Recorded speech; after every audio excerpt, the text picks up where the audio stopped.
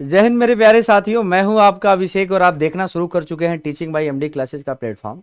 दोस्तों, तब बात करना और मुश्किल हो जाता है जब छात्र अपने नौकरी के लिए सड़कों पर उतरते हैं और मंत्रियों के घर के आसपास क्या करना होता है कि उनसे बात करने के लिए, आवाज उठाने के लिए स्ट्राइक करना पड़ता है।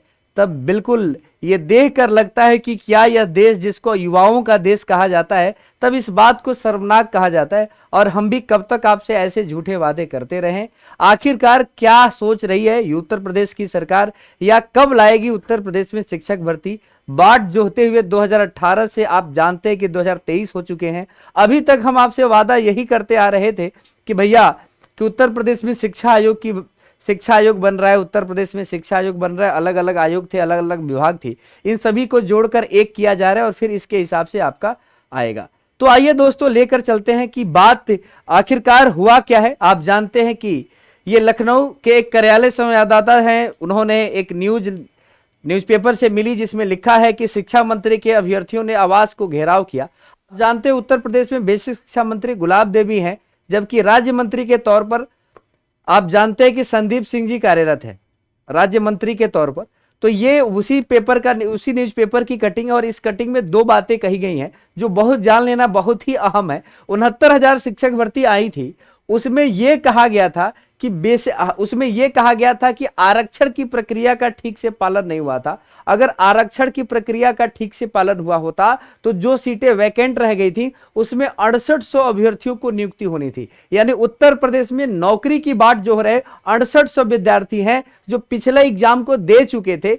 अब वही विद्यार्थियों ने संदीप सिंह के आवास को घेराव करने के लिए, अपनी बात रखने के लिए, न जाने कितने दिनों तक आपने देखा था जो इको गार्डन है लखनऊ में, वहां पर अपनी बात रखने के लिए इन लोग स्ट्राइक किए। बहुत बड़ा विवाद हुआ, बाद में ये आश्वासन मिला और चीजें अलग अलग चीजें मिली।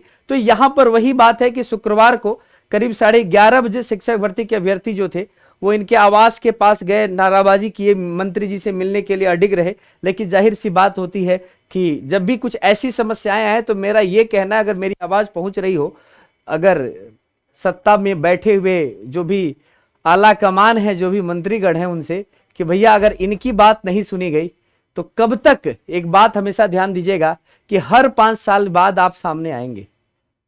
जो यहां का युवा है, जो यहां के नागरिक है, वो यहीं रहेंगे। लेकिन जो भी राजनेता है वो 5 साल बाद आता है और इसी युवाओं के सामने रोजगार के लिए, शिक्षा के लिए और स्वास्थ्य के लिए अपनी बातें कहता है कि भैया हम देंगे। तो आखिरकार कब देंगे?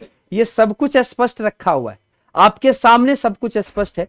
तो बस यही आग्रह करते हैं कि भैया इस बार फेयर गेम खेलिए और एक स्पष्ट बताइए। आप क्यों नहीं एक कैलेंडर जारी कर देते हैं जिस कैलेंडर में लिखा हुआ हो कि भैया इनका एग्जाम 2027 में आएगा, 2030 में आएगा, 2050 में आएगा। लिख तो दो यार कि भैया इस साल इनका शिक्षक भर्ती का देंगे। ये अनुमानतः कब तक काम चलेगा? जो दे सकते हो। अगर आपका चुनाव 5 साल बाद होता है तो सबको पता है ना, आप तो उस हिसाब से काम करते हैं। तो आखिरकार आप ये क्यों नहीं कर रहे हैं कि आप ये कर दें कि भैया इनका पेपर, जो भी प्राथमिक शिक्षा भर्ती वाले स्टूडेंट हैं या जो भी मिडिल स्कूल वाले हैं, 6 से 8 वाले हैं, 9 से 10 वाले, 11 से 12, टीजीटी पीजीटी का फॉर्म भरवाया, पेपर नहीं करा पाए। ये कैसा संस्था है, कैसी आयोग है और कैसे आपके अधिकारी हैं, या आप कैसे हैं कि अपने अधिकारियों से एक एग्जाम नहीं करवा पा रहे? तो क्या ये आपकी अयोग्यता या असक्षमता को नहीं दिखा रहा है? तो असक्षम हो जाना, अगर आप असक्षम होंगे तो बिल्कुल आप इन युवाओं से देश और समाज बदलने की बात कह रहे हैं। और आप कैसे ये उम्मीद करेंगे जब हम आपसे आपके उम्मीदों पर खरा नहीं पा रहे?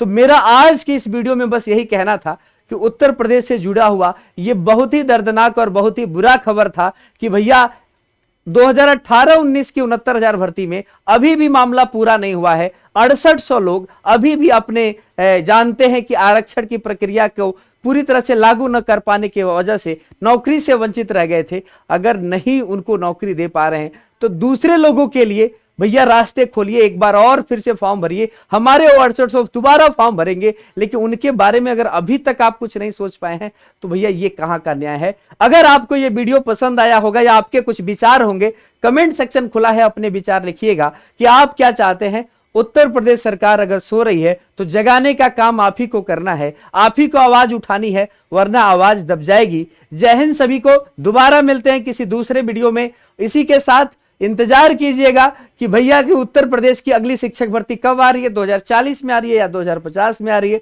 या हम उम्मीद करें कि हमारी बातें सुनकर इसी महीने या अगले महीने में कुछ तो करो यार, कुछ तो दो यार, और नहीं दे रहे हो तो पुरानी भर्ती कराओ यार। हाथ जोड़ के रिक्वेस्ट कर रहे हैं। अगर अब नहीं कहे, कैसे कहेंगे, ठीक ना। अगल बगल के राज्यों को देख लो भैया, फिर से विनती है। जय हिंद सभी को, थैंक यू सो मच।